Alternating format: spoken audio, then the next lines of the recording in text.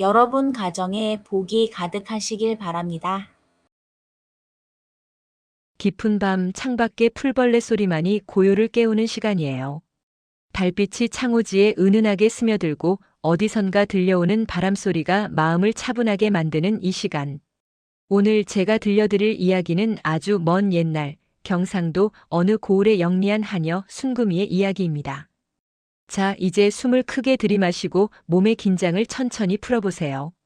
우리는 이제 시간을 거슬러서 조선의 어느 이름 모를 대가집 뒷방으로 들어가 보려 합니다. 그곳에는 한 소녀의 운명을 바꿀 커다란 이야기가 기다리고 있답니다. 순금이는 원래 가난한 농부의 딸이었어요. 경상도 깊은 산골 마을 안개가 자욱이 깔리는 작은 마을에서 태어났죠. 아버지는 성실한 농부였지만 몇 해 계속된 흉년과 병든 어머니의 약값으로 집안은 점점 기울어져만 갔답니다. 봄에 씨앗을 뿌려도 가뭄이 들고 가을에 추수할 것이 없으니 빚은 눈덩이처럼 불어났어요. 결국 감당할 수 없을 만큼 빚이 쌓이고 말았답니다. 집안의 빚을 갚기 위해 서정승댁으로 들어갔을 때 순금이 나이는 고작 16이었죠.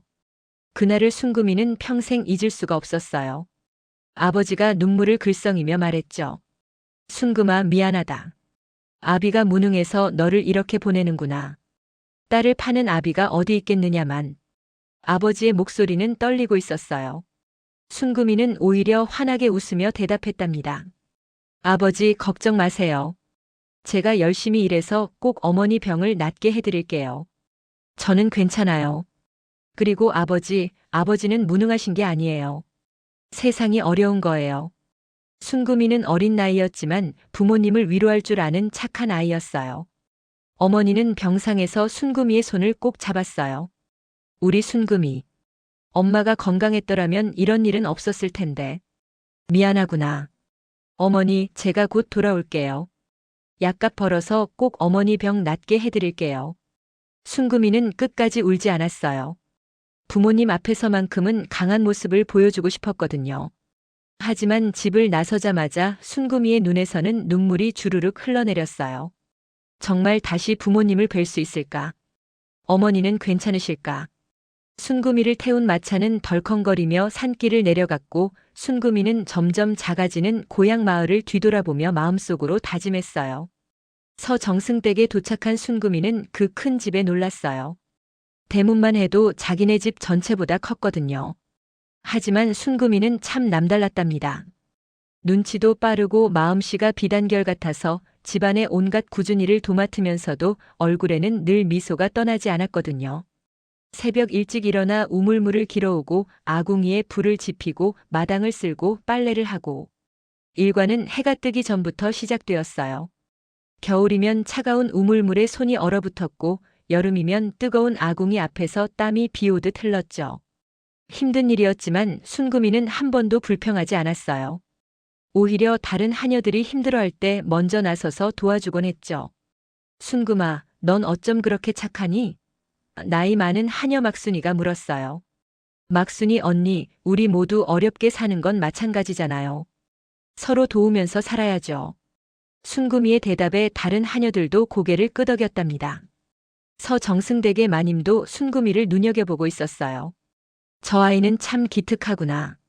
저렇게 어린 나이에 어찌 저리 의젓한지.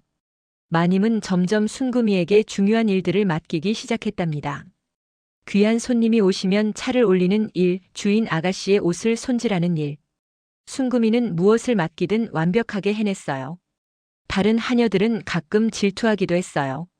순금이는 마님께 예쁨 받아서 좋겠네. 하지만 순금이는 그럴 때마다 겸손하게 대답했죠. 언니들, 제가 뭘 잘해서가 아니라 그냥 운이 좋은 거예요. 언니들이 저한테 많이 가르쳐 주셔서 제가 할 수 있는 거잖아요. 그런 순금이의 모습에 하녀들도 마음을 열었답니다. 특히 서정승댁의 외동딸 서윤 아가씨는 순금이를 무척 좋아했어요.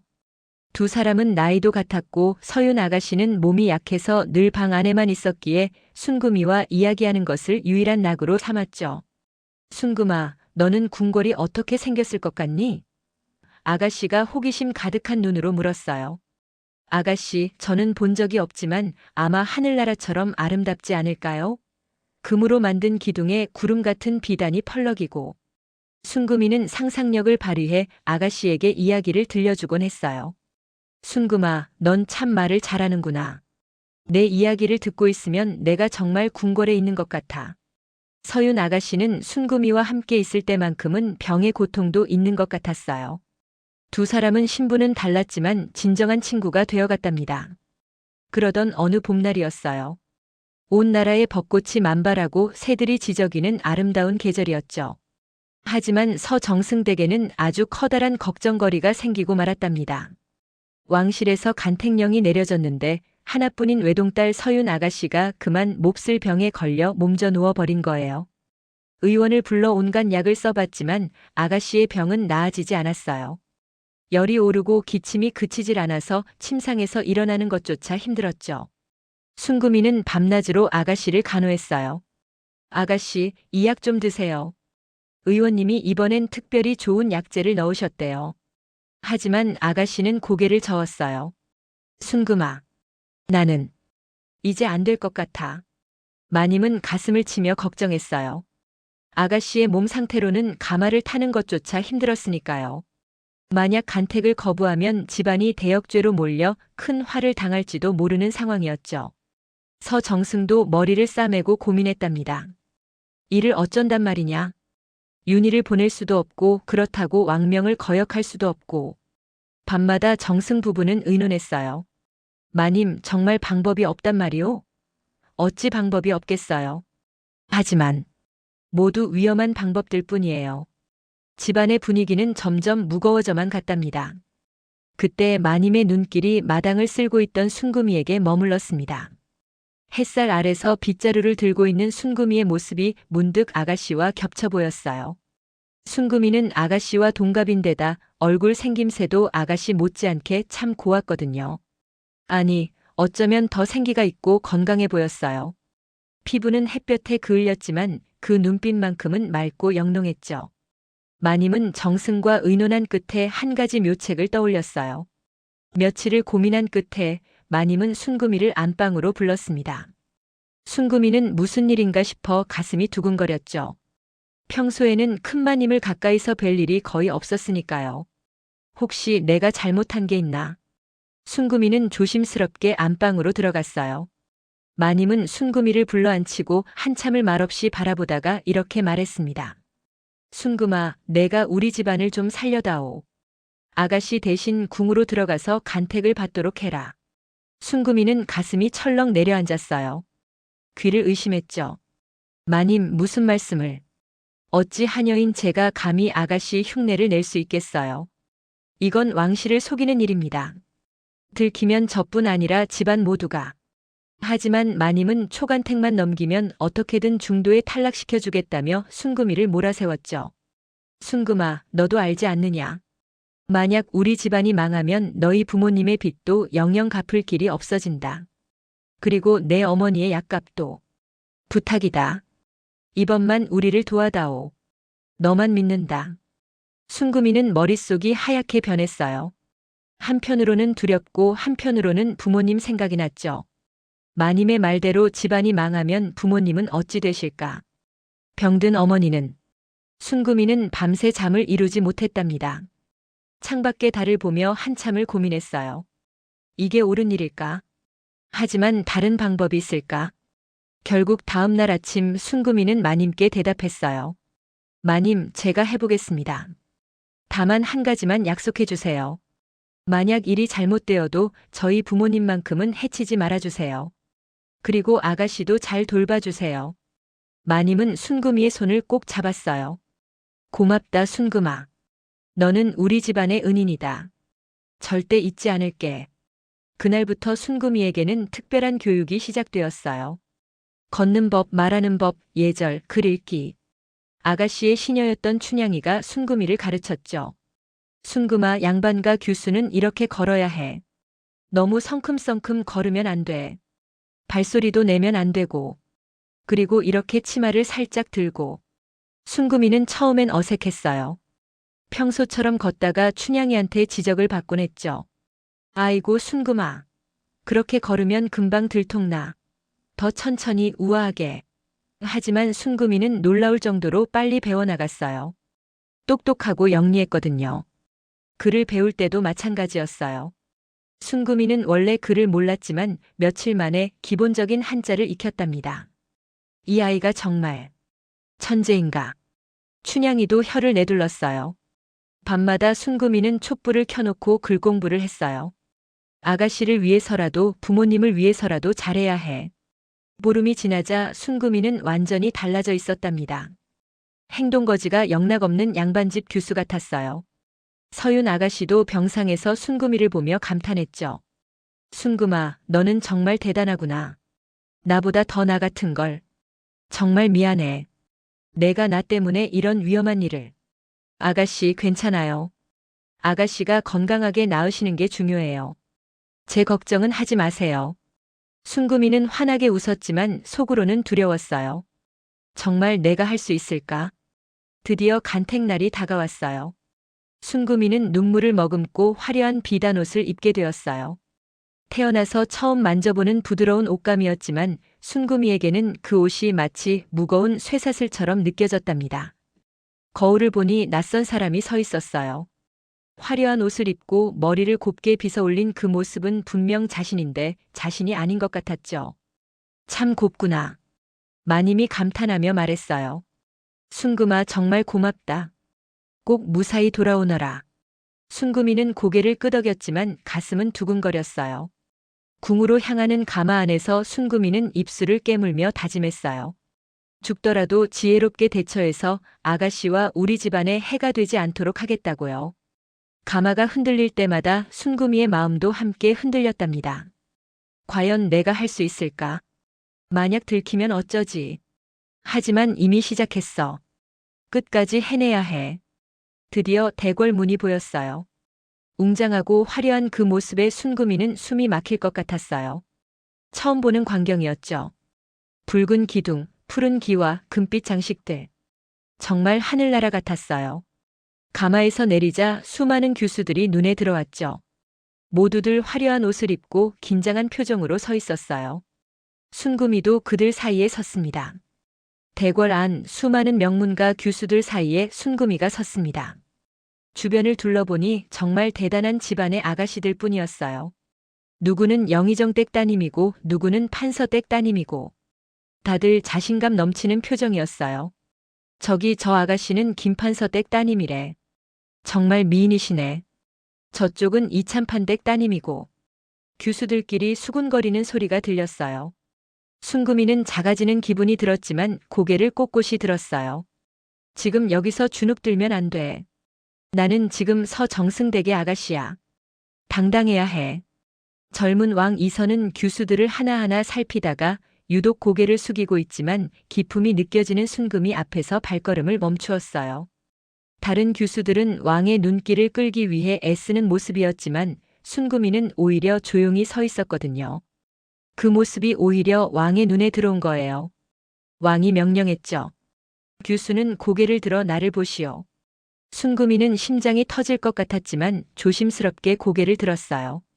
그때 순금이의 맑고 깊은 눈망울이 왕의 시선과 딱 마주쳤답니다.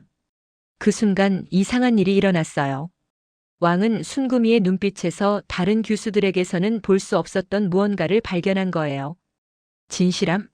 순수함? 아니면 깊은 슬픔과 용기. 그런데 왕의 눈매가 날카로워졌어요. 왕은 똑똑한 분이었거든요. 그대의 손을 보여주시오. 순금이는 가슴이 철렁했어요. 손. 바로 그거였죠. 아무리 비단옷을 입어도 감출 수 없는 것이 바로 손이었으니까요. 순금이는 떨리는 손을 내밀었어요. 그대의 손이 어찌 이리 거칠소? 명문가 아가씨의 손이라기엔 고생한 흔적이 너무 많구려. 주변의 교수들이 수군거리기 시작했어요. 저런 저 교수 손 좀 봐. 양반집 아가씨 손이 아니네. 순금이는 귀가 따갑고 얼굴이 화끈거렸어요. 들켰구나. 이제 모든 게 끝이구나. 하지만 그 순간 순금이는 문득 깨달았어요. 거짓말로 시작한 일이지만 적어도 지금 이 순간만큼은 진실하자. 나는 부끄러운 사람이 아니야. 나는 내 가족을 사랑하는 사람이야. 내 노력은 부끄러운 게 아니야. 순금이는 잠시 당황했지만 곧 차분하게 대답했습니다. 전하, 제 손이 거친 것은 부모님을 향한 효심의 흔적입니다. 병석에 계신 부모님을 위해 직접 약을 다리고 수건을 짰으니 제게 이 손은 부끄러움이 아니라 훈장과도 같습니다. 순금이의 목소리는 떨렸지만 분명했어요. 그 말에는 진심이 담겨 있었죠. 왕은 그 대답에 큰 감명을 받았어요. 가식적인 다른 교수들과는 달리 순금이의 말에는 진심이 가득 담겨 있었으니까요. 왕도 어려서부터 권력 다툼 속에서 자라며 수많은 거짓말을 들어왔거든요. 내가 왕이 되면 우리 집안을 도와주마, 전하는 가장 훌륭하신 분이시옵니다 같은 아첨들. 그래서 진실한 말을 알아볼 수 있었던 거예요. 왕은 지혜로운 여인이로다. 부모님께 효도하는 자는 백성 또한 사랑할 줄 아는 법이지라며 칭찬했어요. 그리고 다른 교수들을 향해 말했죠. 진정한 아름다움은 겉모습이 아니라 마음에서 우러나오는 것이요. 백성을 다스리는 중전이 될 뿐이라면 무엇보다 진실한 마음을 가져야 하오.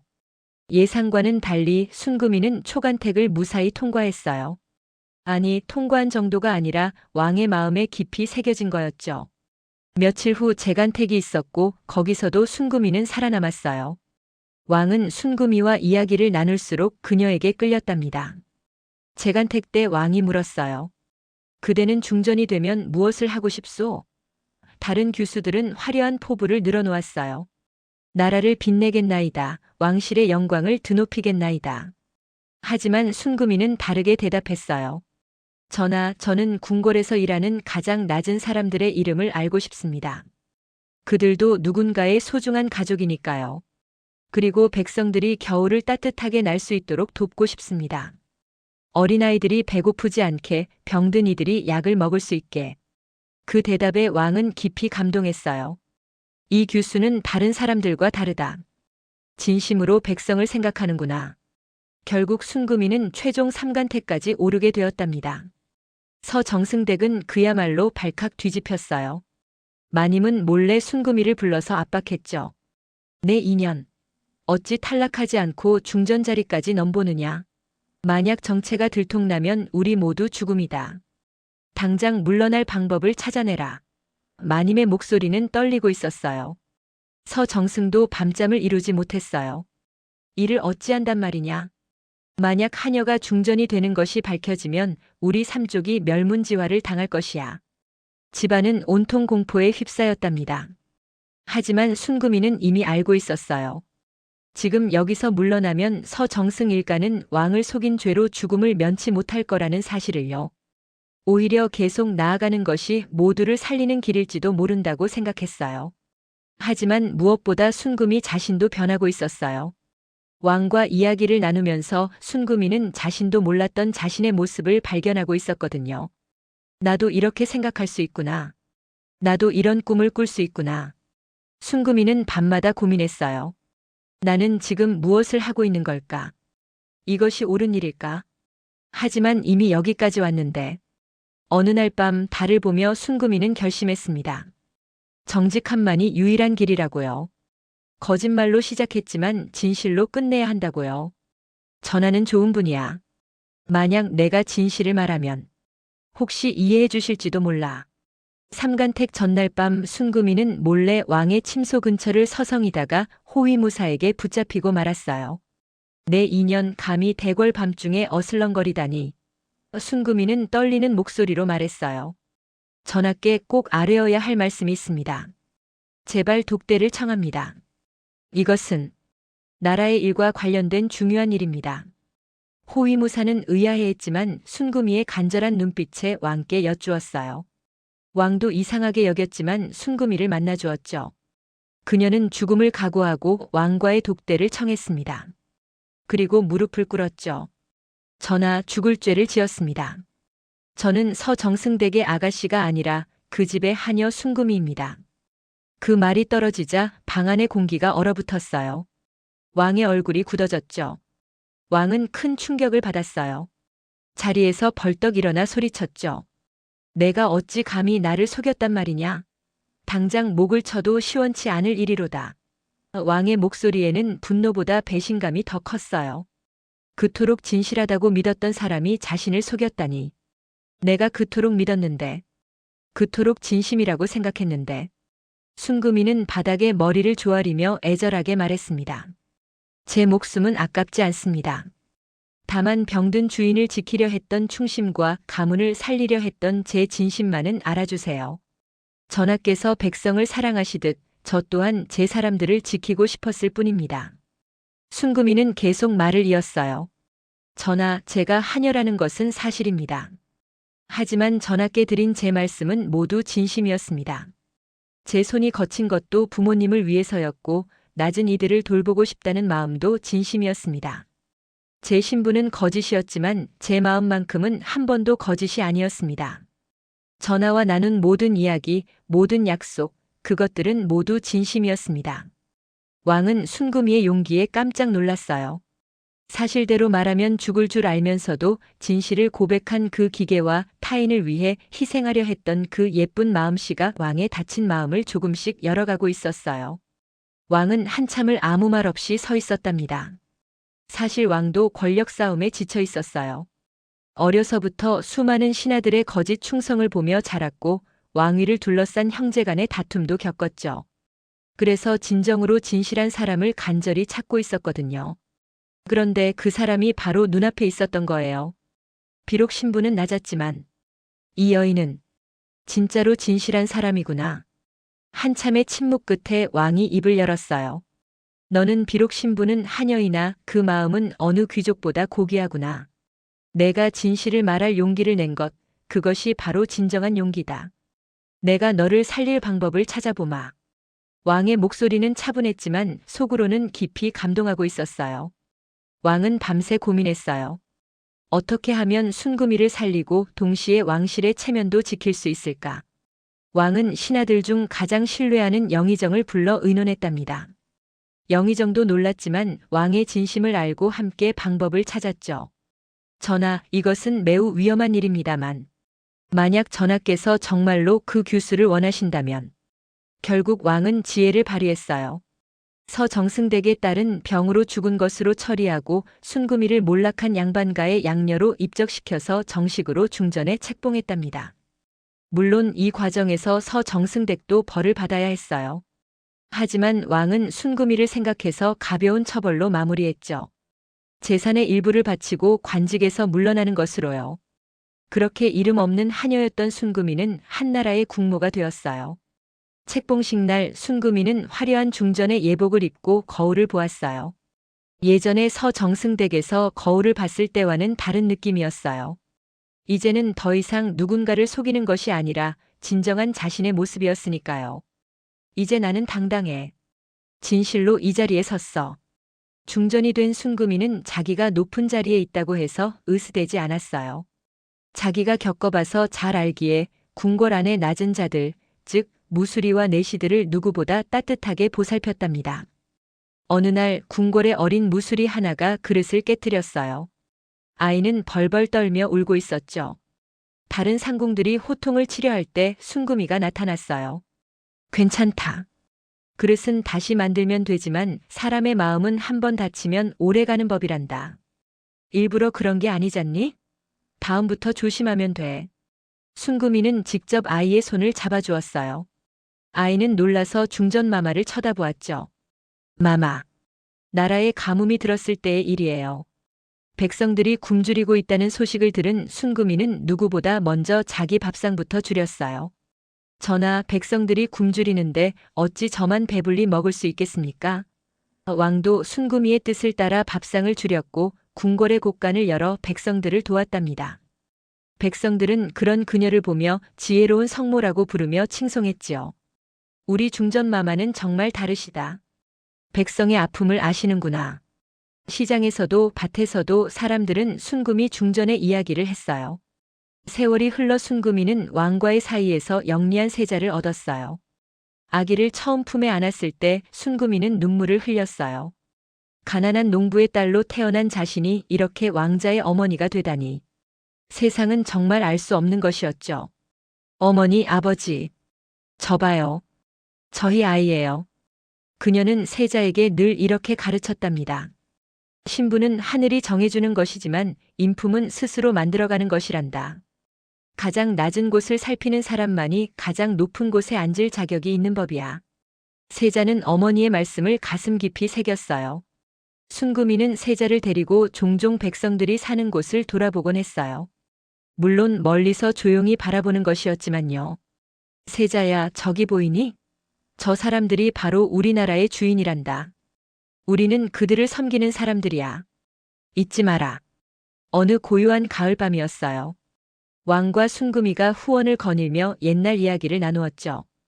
단풍잎이 바람에 흔들리고 달빛이 은은하게 두 사람을 비추고 있었어요. 중전, 만약 그때 그대가 사실대로 말하지 않았다면 우린 어찌 되었을까? 왕이 물었어요. 순금이는 인자하게 웃으며 대답했어요. 전하, 저는 아마 여전히 어느 댁 마당을 쓸고 있었겠지요. 하지만 전하를 연모하는 제 마음만큼은 변하지 않았을 거예요. 신분이 다르다고 해서 마음까지 다른 것은 아니니까요. 왕은 순금이의 손을 꼭 잡았습니다. 비록 지금은 고운 손이 되었지만 그 속에 담긴 희생과 지혜는 여전히 보석처럼 빛나고 있었죠. 나는 참 복이 많은 사람이요. 진정한 사랑을 만났으니까. 두 사람의 사랑은 궁궐 담장을 넘어온 나라의 향기로운 꽃향기처럼 퍼져나갔답니다. 순금이가 중전이 된 지 10년이 흘렀을 때 고향에서 소식이 왔어요. 순금이의 아버지가 위독하시다는 거였죠. 순금이는 왕께 간청했어요. 전하, 제발 부모님을 뵙게 해주세요. 왕은 허락했고 순금이는 화려한 가마를 타고 고향으로 향했답니다. 마을 사람들은 깜짝 놀랐어요. 중전마마가 직접 이 작은 마을에 오시다니. 순금이는 초라한 초가집으로 들어갔어요. 병상에 누워 계신 아버지를 보는 순간 순금이는 참았던 눈물을 쏟아냈죠. 아버지. 순금아. 내 딸. 아버지는 순금이의 손을 꼭 잡았어요. 아비가 무능해서 너를 팔아야 했는데. 그런데 내가 이렇게 훌륭하게 되다니. 정말 자랑스럽구나. 아버지가 저를 사랑해 주신 덕분입니다. 그 사랑이 저를 여기까지 오게 했어요. 순금이는 부모님을 궁궐로 모셔왔어요. 왕도 흔쾌히 허락했죠. 부모님은 궁궐의 조용한 전각에서 편안하게 여생을 보내셨답니다. 순금이는 날마다 부모님께 문안을 드렸어요. 세월은 강물처럼 흘러 순금이도 나이가 들어갔어요. 머리에 하얀 서리가 내리고 얼굴에 주름이 생겼죠. 하지만 순금이의 눈빛만큼은 여전히 맑고 따뜻했답니다. 어느 날 이제는 장성한 세자가 어머니께 물었어요. 어머니의 인생에서 가장 행복했던 순간이 언제였나요? 순금이는 한참을 생각하다가 대답했어요. 글쎄다. 중전이 되었을 때, 너를 낳았을 때, 아니, 아마도 대궐 마당을 쓸던 그 순간들이었을지도 모르겠구나. 그때의 나는 비록 가난했지만 꿈을 가지고 있었어. 더 나은 사람이 되고 싶다는 꿈 말이야. 그 꿈이 나를 여기까지 이끌었단다. 세자는 어머니의 말씀을 듣고 깊이 깨달았어요. 행복은 높은 자리에 있는 것이 아니라 진실한 마음을 가진 데 있다는 것을요. 순금이가 중전이 된 지 20년이 되던 해 왕이 병을 얻었어요. 순금이는 밤낮으로 왕을 간호했죠. 어느 날 밤 왕이 순금이에게 말했어요. 중전, 나는 참 행복한 삶을 살았소. 진정한 사람을 만났으니까. 그대가 아니었다면 나는 평생 외로운 왕으로 살았을 거요. 순금이는 왕의 손을 꼭 잡았어요. 전하, 저야말로 감사합니다. 저 같은 사람을 사랑해 주셔서요. 다행히 왕은 회복했고 두 사람은 더욱 깊은 사랑으로 여생을 함께 했답니다. 순금이의 이야기는 온 나라에 전설처럼 퍼져나갔어요. 가난한 하녀에서 현명한 왕비가 된 여인의 이야기. 사람들은 순금이의 이야기를 들으며 희망을 얻었죠. 나도 할 수 있어. 신분이 낮다고 해서 꿈을 포기할 필요는 없어. 순금이는 늘 말했답니다. 중요한 것은 어디서 태어났느냐가 아니라 어떻게 살아가느냐입니다. 진실하게 사랑하며 지혜롭게 산다면 누구나 자기 삶의 주인공이 될 수 있어요.